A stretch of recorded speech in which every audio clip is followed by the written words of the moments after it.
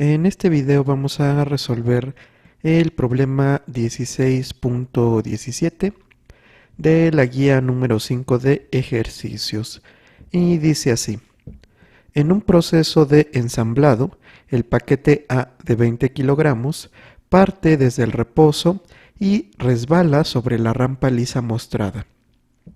Suponga que se quiere diseñar el dispositivo hidráulico B para que ejerza una fuerza constante de magnitud F sobre el paquete y lo detenga en 0.15 segundos. La pregunta es, ¿cuál es la fuerza F requerida? Y bueno, aquí tenemos una imagen de lo que está ocurriendo. Este paquete va a partir del reposo a 2 metros de distancia sobre el plano inclinado del mecanismo B. Esta caja se va a acelerar, va a chocar con el dispositivo B con una velocidad que ahorita vamos a calcular, y el objetivo es calcular la fuerza constante que debe ejercer el dispositivo para que el objeto pues se detenga 0.15 segundos después de haber chocado. Entonces vamos a dividir este problema en dos partes. La primera pues va a ser analizar la caja mientras se desliza, que lo vamos a hacer con la segunda ley de Newton, y después vamos a analizar el impacto de la caja con el dispositivo hidráulico. Para ello vamos a utilizar el principio del impulso y la cantidad de movimiento. Entonces pues vamos a comenzar con la formulación general para la primera parte. Sí, en este caso pues la formulación general es la segunda ley de Newton en su forma restringida, debido a que la masa de la caja es constante durante todo el movimiento. Vamos a poner las ecuaciones constitutivas y aquí el diagrama de cuerpo libre de la caja.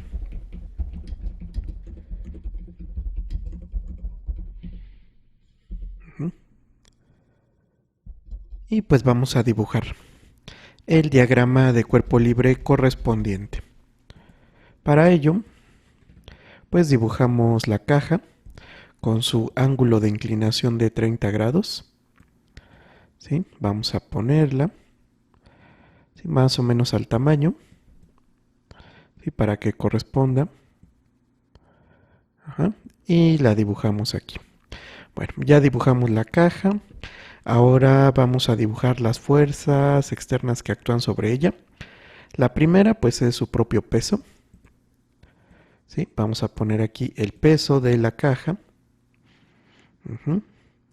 Que este peso pues es precisamente de 20 kilogramos multiplicado por la aceleración gravitacional en Newton. Entonces 20G. Hay una fuerza normal, la que está ejerciendo en este caso la rampa, y no va a haber fuerza de fricción debido a que es una rampa lisa. Entonces vamos a poner aquí la fuerza normal con su ángulo de inclinación característico, pues que es de 30 grados. ¿Sí? Respecto a la vertical. Entonces aquí vamos a poner la fuerza normal. Sabemos que es una fuerza constante. ¿Sí? Le ponemos N, y el ángulo que forma la normal con la vertical pues es de 30 grados, ¿no? Vuelve a aparecer este ángulo aquí. Y pues parece que ya son todas las fuerzas que van a actuar desde que el objeto parte del reposo hasta que choca con el dispositivo B.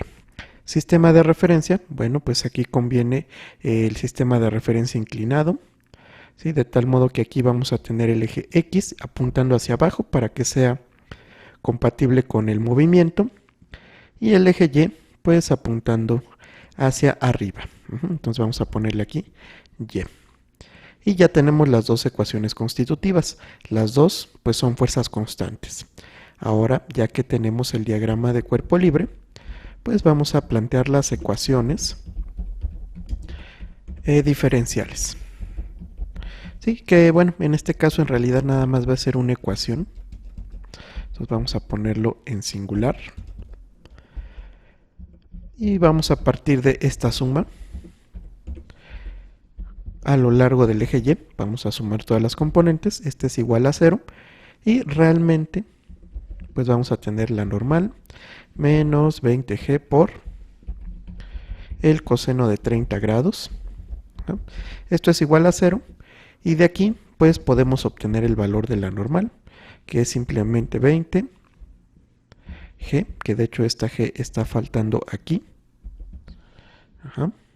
por el coseno de 30 grados. Sin embargo, debido a que estamos trabajando con una superficie que es lisa, esta normal no nos va a servir, que digo, no está de más tenerla, pero pues no nos va a servir para calcular la fricción porque pues no hay fricción.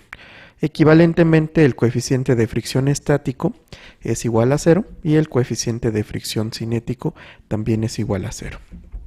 Entonces vamos a ver qué fuerzas actúan a lo largo del eje X. Estas pues sí nos van a dar una resultante que por la formulación general pues va a ser la masa por la aceleración.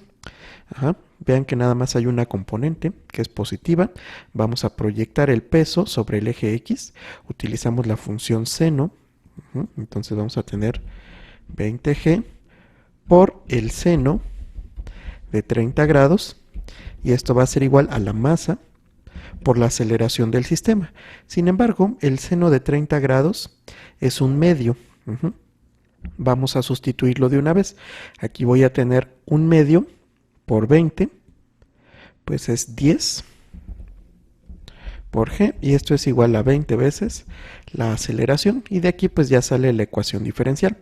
La aceleración va a ser igual a, este 20 lo pasamos dividiendo, 10 entre 20 es un medio, o equivalentemente 0.5 veces la aceleración gravitacional. Entonces aquí ya tenemos la ecuación diferencial, ¿sí? En términos de la aceleración gravitacional. Vamos ahora sí a poner las condiciones iniciales. Sabemos que la caja parte del reposo, entonces su velocidad inicial es 0 y su posición inicial también es 0. Estamos colocando el sistema de referencia pues de tal forma que parta desde el origen. ¿Sí? Vamos a dibujarlo para que quede un poco más claro. Aquí estamos suponiendo que este es el sistema de referencia y aquí precisamente cuando empieza a deslizar ponemos el eje Y de tal modo que al inicio su coordenada X valga 0. Esa condición inicial nosotros la podemos seleccionar pues simplemente moviendo este sistema de referencia y poniéndolo como está aquí. Ahora sí, ya que tenemos las condiciones iniciales, pues vamos a integrar. En realidad la integral es muy sencilla porque, bueno, recordemos que la aceleración hay una forma en que la podemos escribir, la voy a poner aquí adelante, es igual a la velocidad por la derivada de la velocidad con respecto a la posición. Vean que no estoy ocupando la aceleración en términos del tiempo porque pues quiero relacionar un desplazamiento, en este caso 2 metros, con una velocidad, sin pasar por el tiempo. Entonces por eso estoy ocupando esta ecuación. Entonces vamos a escribirla detalladamente. Entonces pongo la aceleración, que es la velocidad por la derivada de la velocidad respecto a x. Esto va a ser igual a 0.5 por g, que es la aceleración gravitacional constante. Esta ecuación la podemos resolver por separación de variables, ¿sí? Vamos a dejar en el primer miembro todo lo que dependa de la velocidad y en el segundo miembro pues todo lo que dependa de la posición, que en este caso pues nada más es este diferencial. Integramos, ¿sí?, el primer miembro, integramos el segundo miembro, y pues vamos a obtener lo siguiente. Velocidad al cuadrado entre 2, que bueno, el entre 2 es un 0.5. Y luego del otro lado tenemos esta integral, que pues es simplemente 0.5 por g. Todo esto es una constante por x y más una constante de integración. Esta constante de integración pues la vamos a sacar a partir de las condiciones iniciales. Entonces aplicando condiciones iniciales, obtenemos lo siguiente. ¿Sí? Aquí sería 0.5 por velocidad inicial al cuadrado. Es igual a 0.5 por g por la posición inicial más la constante. ¿Sí? De aquí pues tenemos 0 igual a 0 más la constante. Eso quiere decir que la constante pues tiene que valer 0. Y ya de aquí podemos formar la ecuación que estábamos buscando, ¿no? 0.5 por la velocidad al cuadrado. Esto es igual a 0.5 por g por x.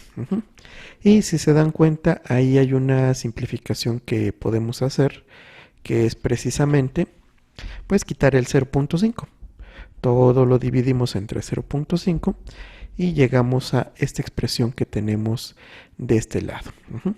Vean que es la ecuación que yo estaba buscando porque relaciona el desplazamiento con la velocidad, de tal modo que de aquí podemos despejar la velocidad, pues va a ser la raíz cuadrada de g por x.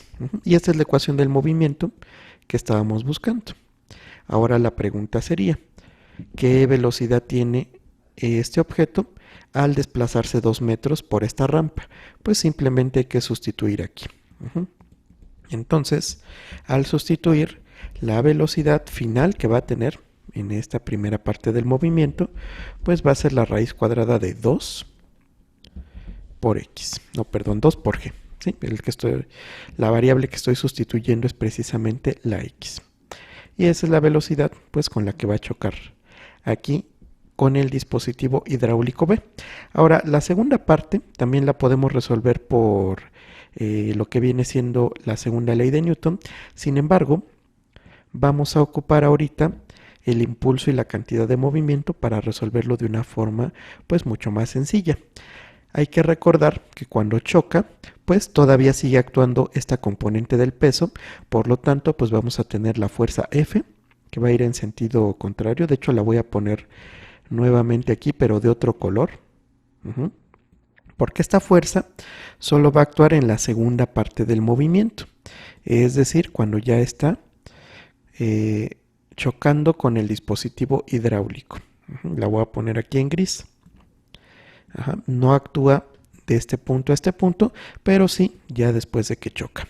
Por lo tanto, pues la fuerza total a lo largo de X va a ser la componente del peso menos F. Entonces vamos a poner aquí los estados de movimiento que nos interesan. Vamos a empezar con el estado inicial, que es precisamente el estado final del movimiento anterior.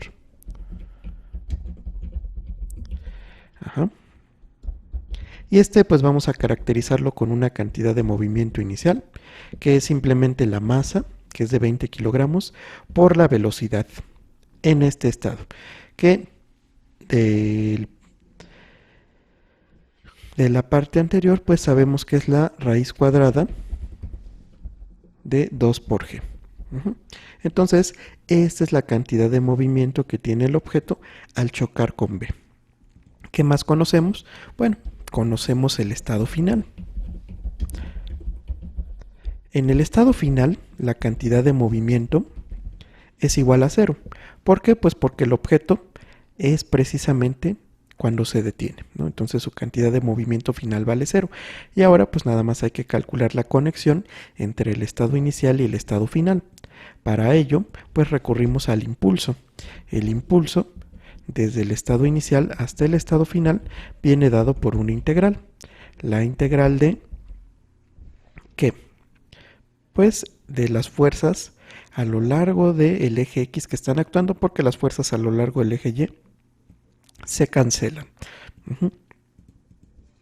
Entonces aquí vamos a tener una componente del peso, que esa componente sabemos que vale ¿cuánto? 10G, ¿sí? O sea 20G por seno de 30, positiva, porque tiene la misma dirección y el mismo sentido que el eje X, y menos la fuerza F que va a estar actuando para detener la caja. Y esta integral no es una integral indefinida, sino que va desde el tiempo inicial del estado 1 hasta el tiempo final, pero nosotros requerimos que el tiempo final pues sea 0.15 segundos. Ahora hay que notar que esta cantidad es constante. ¿Eso qué quiere decir? Que puede salir de la integral. Vamos a ponerle entre paréntesis. Recordemos que aquí falta un diferencial de t. Entonces este impulso va a ser igual a 10g menos f por la integral de diferencial de t evaluada desde 0 hasta 0.15.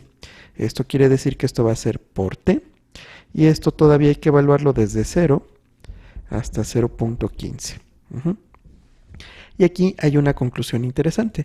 Cuando la fuerza que estamos integrando en el impulso es constante, pues simplemente lo que tenemos que hacer es multiplicar el intervalo de tiempo por la magnitud de la fuerza. ¿Sí? Vean que aquí la integral pues se convierte en una simple multiplicación. Entonces el impulso desde el estado inicial hasta el estado final va a ser igual a este término que tenemos aquí por 0.15. Y ahora pues vamos a ocupar la ecuación del impulso y la cantidad de movimiento. Y esta ecuación que nos decía, vamos a ponerla aquí, pues que el impulso que recibe un sistema desde 1 hasta 2 es igual a la cantidad de movimiento final menos la cantidad de movimiento inicial. De tal modo que, bueno, aquí tenemos el impulso, ¿sí?, que produjeron esas dos fuerzas, va a ser igual a la cantidad de movimiento final menos la cantidad de movimiento inicial, que ya es conocida, ¿verdad? Y de aquí nos damos cuenta que podemos realizar un despeje. Precisamente, ¿qué podemos despejar? F. Entonces vamos a copiar esta parte de aquí. ¿Sí? Vamos a subir esto un poco. Y pues vamos a copiar esta expresión. Y vamos a despejar F. Aquí, bueno, si multiplicamos 0.15 por 10, ¿esto cuánto da? Bueno, si lo multiplicamos por F, pues es simplemente 0.15 por F, y 0.15 por 10, pues es 1.5. Entonces aquí queda 1.5, que lo podemos pasar del otro lado, ¿verdad? Entonces, todo esto de acá, vamos a ponerlo así, 1.5 por G, 0.15 por F, lo voy a pasar del otro lado, y menos 20 por la raíz cuadrada de 2G, lo paso ahora de este lado sumando. Sí, en este caso por 2G, y esto es igual a 0.15 por F, de tal modo que la fuerza F pues va a ser simplemente dividir todo este término entre 0.15. Y es la fuerza que nosotros necesitamos. Entonces pues vamos a realizar el cálculo.